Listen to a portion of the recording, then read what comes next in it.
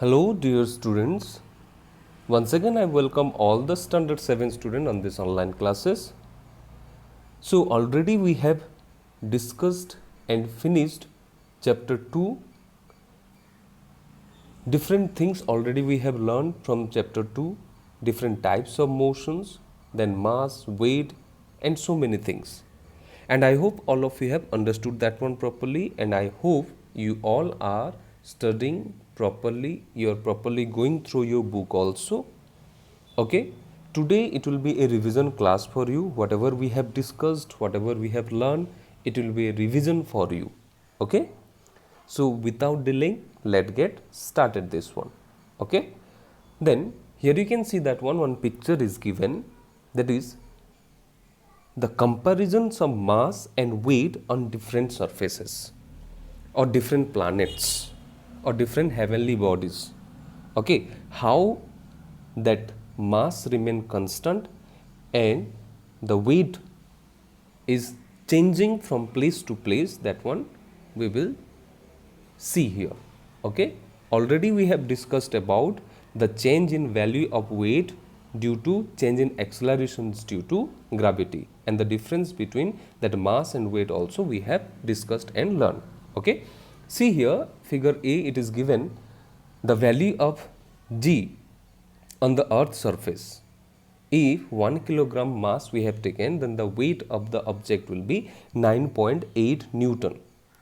Okay, that same mass, that is 1 kilogram, on the other planets, if we will take, let us take that one to Mars, then what is the value of weight?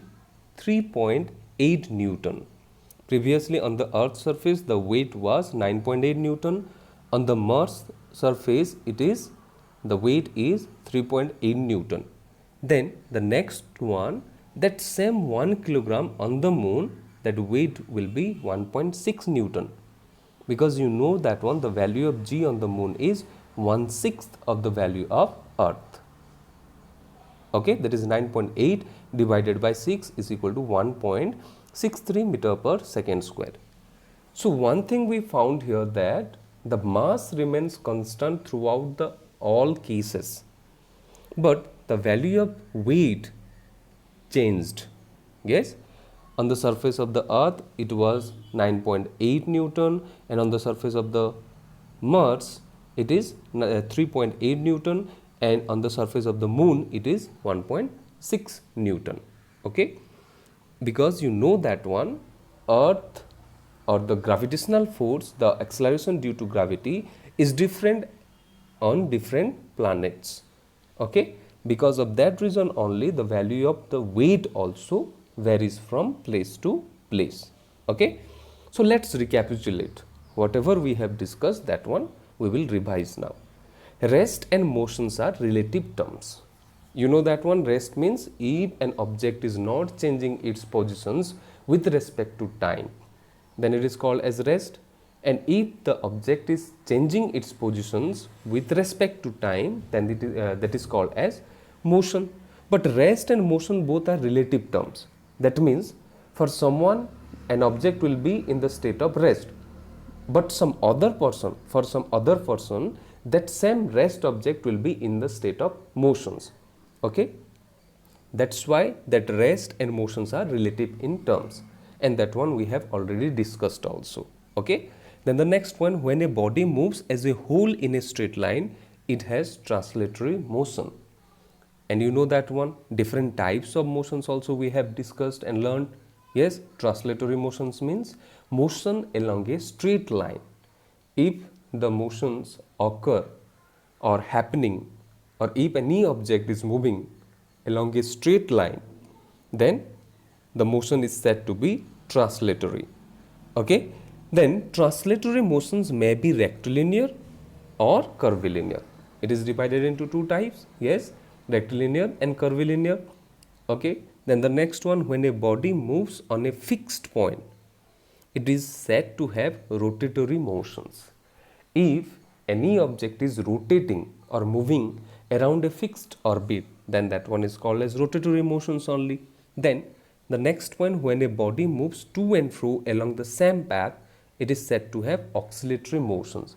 The best example for oscillatory motion is oscillations of the simple pendulum. Okay, then repetitive motion is a type of motions which repeats itself but not in regular interval of time. Okay, then that one is called as repetitive motions.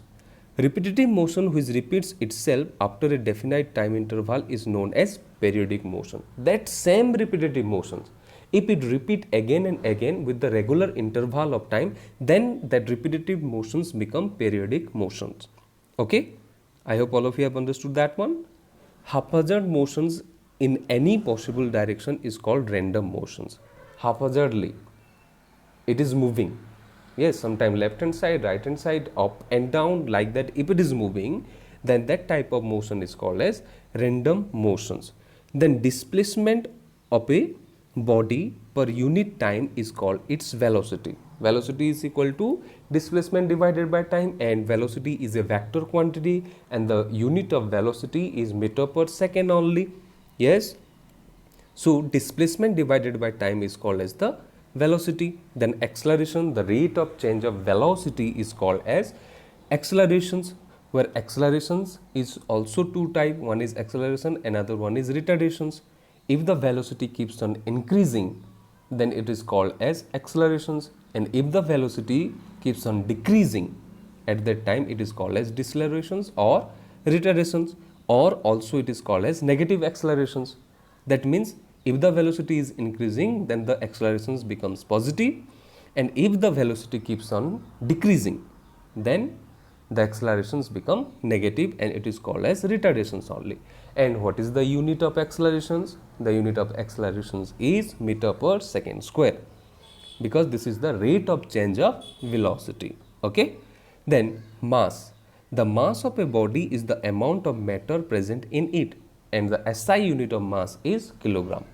How much amount of matter contained in an object, that is called as the mass, and mass remains constant throughout the whole universe. Wherever we will go, that 1 kilogram of weight, if it is there, okay, if 1 kilogram of mass is present on a object, if we will take that same mass to different planets, there also it will be remain same only, that is 1 kilogram only. Okay, and the SI unit of weight, mass is kilogram only. Then the weight of a body is the force of gravity on it, and its SI unit is Newton, and the CGS unit is dyne. Weight means you know that one, how much amount of force is needed by the earth to attract an object towards its center, that is the weight of the object. Okay, and the SI unit of weight is Newton, and the CGS unit is dyne. Then the last one, the mass of a body is constant everywhere in the universe, while its weight varies from place to place. Okay, so up to this much I think all of you have understood. Again, you must go through your book, try to solve all the section exercises. Again, we will be going to discuss about that section exercises also. Okay, thank you.